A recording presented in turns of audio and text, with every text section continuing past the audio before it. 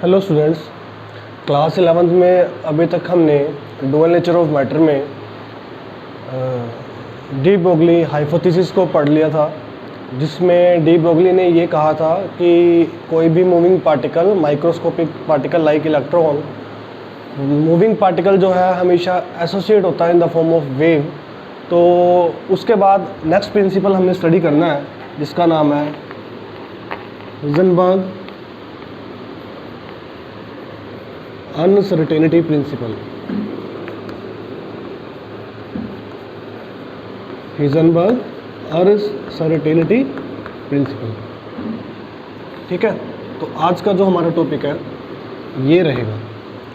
अब हाइजेनबर्ग का प्रिंसिपल क्या था, तो सबसे पहले बोर्न हम बात करें अगर atomic model bore atomic model की, तो बोर्न ने क्या कहा था, बोर्न ने कंसिडर किया कि जो इलेक्ट्रॉन है वो क्या है, इज़ अ मटेरियल पार्टिकल।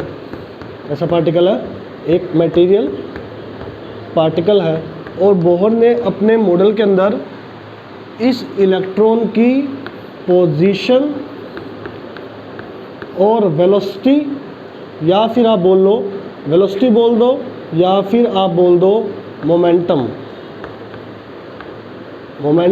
या फिर हम वेलोसिटी, इसको पोजीशन और मोमेंटम को एक्यूरेटली फाइंड आउट कर लिया।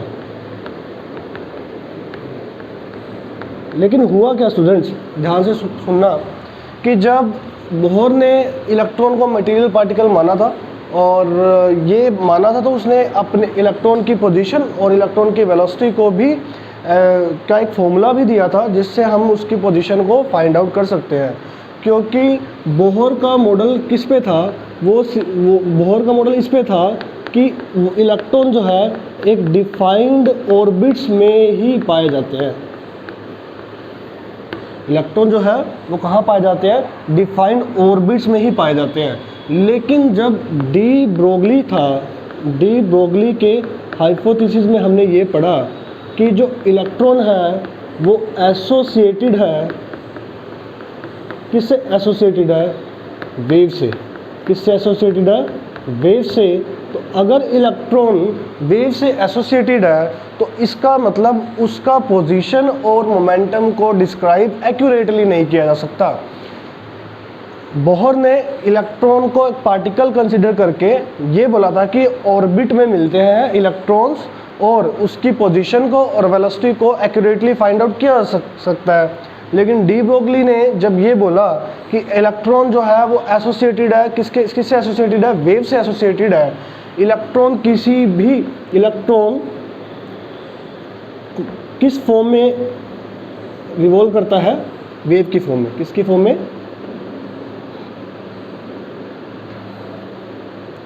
एक वेव की फॉर्म में, इस तरीके से। तो अब जो हाइजेनबर्ग अनसर्टेनिटी प्रिंसिपल था, इसने ये प्रिंसिपल क्या था, ये प्रिंसिपल ये बोलता है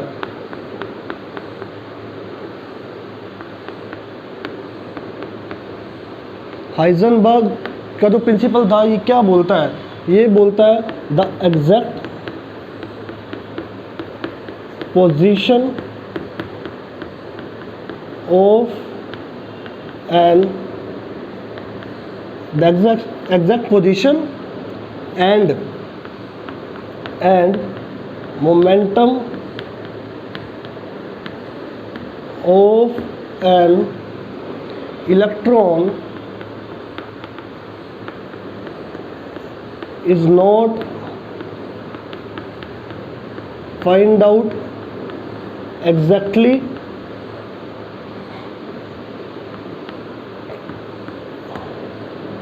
और साइमल्टेनियसली, कि हम एक साथ इलेक्ट्रॉन की पोजीशन और मोमेंटम को फाइंड आउट नहीं कर सकते। या तो एक टाइम पे उसकी पोजीशन बता सकते हैं या उसके मोमेंटम को बता सकते हैं। तो इसने अपने प्रिंसिपल में एक अनसर्टेनिटी वर्ड का यूज़ किया और ये बोला कि अनसर्टेनिटी इन पोजीशन को लिखा उसने डेल्टा एक्स से, और अनसर्टेनिटी इन मोमेंटम को उसने लिखा डेल्टा पी से। और आपको पता है मोमेंटम का फॉर्मूला क्या होता है, मोमेंटम का फॉर्मूला होता है डेल्टा पी का फॉर्मूला क्या होगा, मास इंटू वेलोसिटी। तो मास इंटू वेलोसिटी, और वेलोसिटी क्या है, डेल्टा वी, क्योंकि मास जो है इलेक्ट्रॉन का वो तो हम बता ही सकते हैं। अनसर्टेनिटी मतलब चेंज जो है किस में रहेगा, वेलोसिटी में चेंज रहेगा। तो हाइजेनबर्ग ने ये बोला कि आप इलेक्ट्रॉन की पोजीशन और मोमेंटम को एक साथ डिटरमाइन नहीं कर सकते, लेकिन उसने क्या करा, बोर के डेफिनिट ऑर्बिट्स को रूल्ड आउट कर दिया उसने, क्योंकि बोर ने तो बोला था इलेक्ट्रॉन जो है वो ऑर्बिट में मिलता है, लेकिन डी ब्रोगली के हाइपोथेसिस के बाद हाइजेनबर्ग ने ये कहा कि इलेक्ट्रॉन की एग्जैक्ट पोजीशन और मोमेंटम एक साथ आप डिटरमाइन नहीं कर सकते। तो अनसर्टेनिटी इन पोजीशन को रिप्रेजेंट किया गया डेल्टा एक्स से, और अनसर्टेनिटी इन मोमेंटम को रिप्रेजेंट किया गया डेल्टा पी से। डेल्टा पी मोमेंटम का फॉर्मूला होता है मास इंटू वेलोसिटी, और एम डेल्टा वी। तो जो उसका प्रिंसिपल था, जो उसकी इक्वेशन थी वो क्या थी, डेल्टा एक्स इंटू में delta p is equal to और ग्रेटर देन एच बाय में 4 पाई।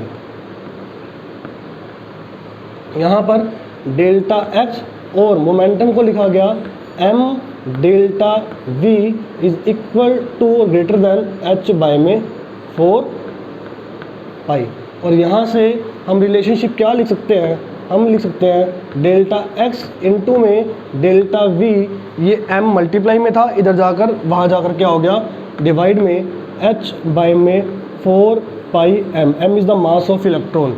ये जो delta x into delta v है, इसे बोलते क्या स्टूडेंट्स, इसे बोलते हैं अनसर्टेनिटी प्रोडक्ट। क्या बोलते हैं, अनसर्टेनिटी प्रोडक्ट। तो ये था हाइजेनबर्ग अनसर्टेनिटी प्रिंसिपल, जिसको आपने सिर्फ इस तरीके से ही स्टडी करना है। इसके बाद इसका हम बात करते हैं कि ये तो इसका क्या था, तो इसने एक्सपेरिमेंटल कैलकुलेट की थी कि इलेक्ट्रॉन की पोजीशन और मोमेंटम को एक साथ नहीं निकाला जा सकता। कैसे, अब ये बात कैसे साबित होती है, देखिए। अगर मैं ये कहूँ ये आपका न्यूक्लियस है और ये इलेक्ट्रॉन का एक पाथ है जहाँ पर ये हमारे पास एक इलेक्ट्रॉन है, ठीक है।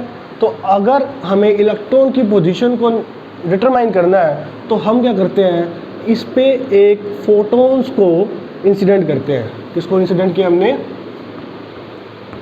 फोटॉन्स।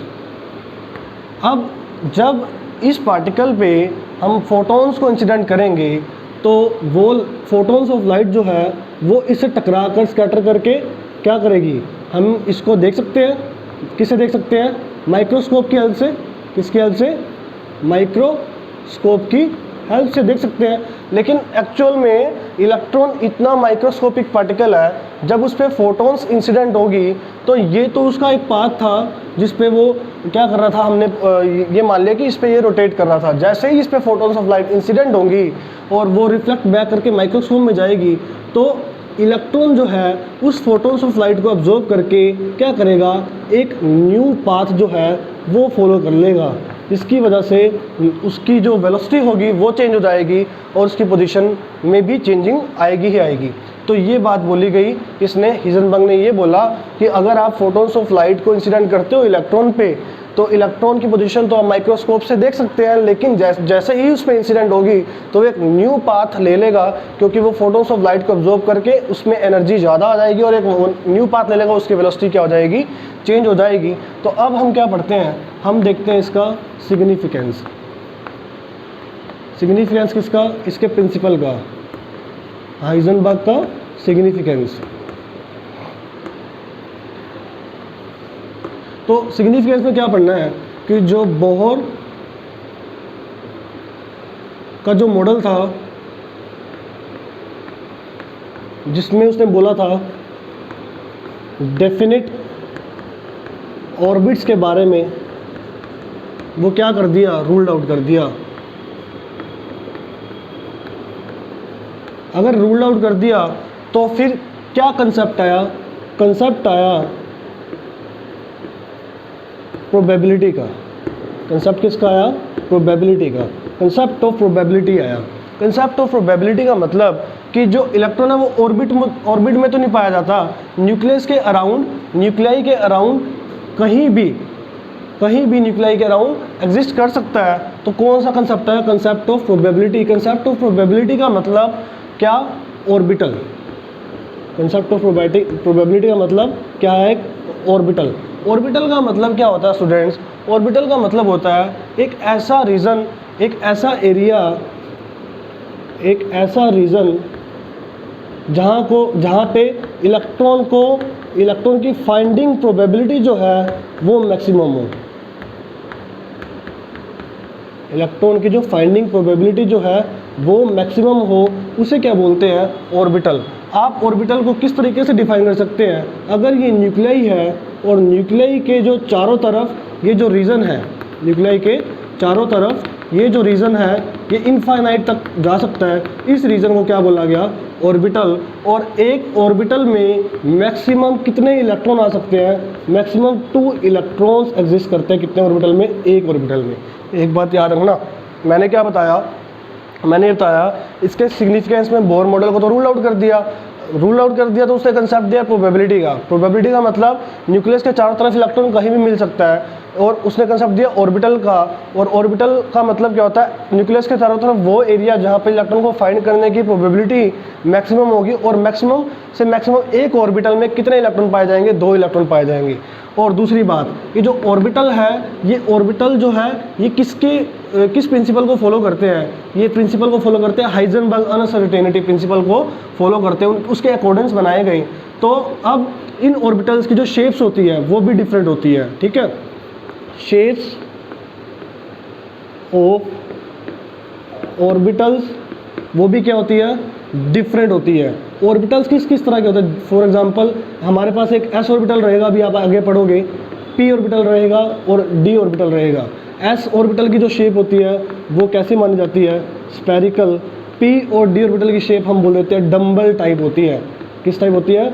डम्बल शेप होती है। तो ये जो शेप्स, ये ऑर्बिटल्स की शेप हम आगे लेक्चर में स्टडी करेंगे। तो किस तरीके के कौन से टाइप के ऑर्बिटल्स होते हैं और कैसे किस तरीके से इलेक्ट्रॉन फाइंड आउट होते हैं इन ऑर्बिटल्स के अंदर। तो यहाँ से इस सिग्निफिकेंस से क्या निकल के आया? ऑर्बिटल कंसेप्ट ऑफ प्रोबेबिलिटी का निकल कर आया। और हम इस ऑर्बिटल को कैसे रिप्रेजेंट किया गया, कंसेप्ट ऑफ प्रोबेबिलिटी को और ऑर्बिटल को किस तरीके से लिखा जाता है? साई स्क्वायर से भी लिखा जाता है, ये बात याद रखना। इसे क्या बोलते हैं? साई स्क्वायर। साई स्क्वायर का मतलब क्या है? साई स्क्वायर का मतलब है ऑर्बिटल, ठीक है? यहाँ पे इसको ध्यान देना, साई स्क्वायर का मतलब क्या है? कंसेप्ट ऑफ प्रोबेबिलिटी, या फिर साई स्क्वायर का मतलब क्या है? ऑर्बिटल। मैंने ऑर्बिटल के बारे में क्या क्या बताया कि एक ऑर्बिटल में 2 इलेक्ट्रॉन आते हैं, ऑर्बिटल की शेप अलग अलग होती है। किस तरह के ऑर्बिटल होते हैं? s, p, d, f भी ऑर्बिटल होता है, लेकिन s की शेप होती है स्फेरिकल, ये डायरेक्शनलेस होती है। डायरेक्शनलेस मतलब इलेक्ट्रॉन कहीं भी मिल सकता है, स्फेरिकल शेप है। p और d डम्बल शेप होती है, ये डायरेक्शनल होती है। ये ऑर्बिटल का कंसेप्ट किस पे है? ऑर्बिटल का concept according with Heisenberg uncertainty principle के ऊपर है, ठीक है? तो ये प्रिंसिपल में ऑर्बिटल्स के बारे में अच्छे तरीके से डिस्क्राइब किया गया, ठीक है?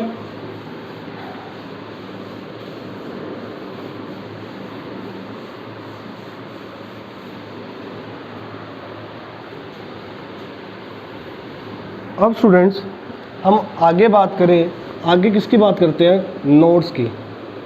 अभी नोड्स क्या होते हैं? अभी इसको पढ़ लें। नोड्स क्या होते हैं? ऐसा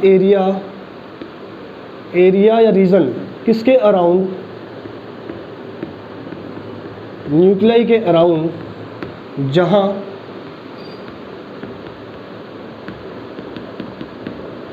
जहां प्रोबेबिलिटी जो है,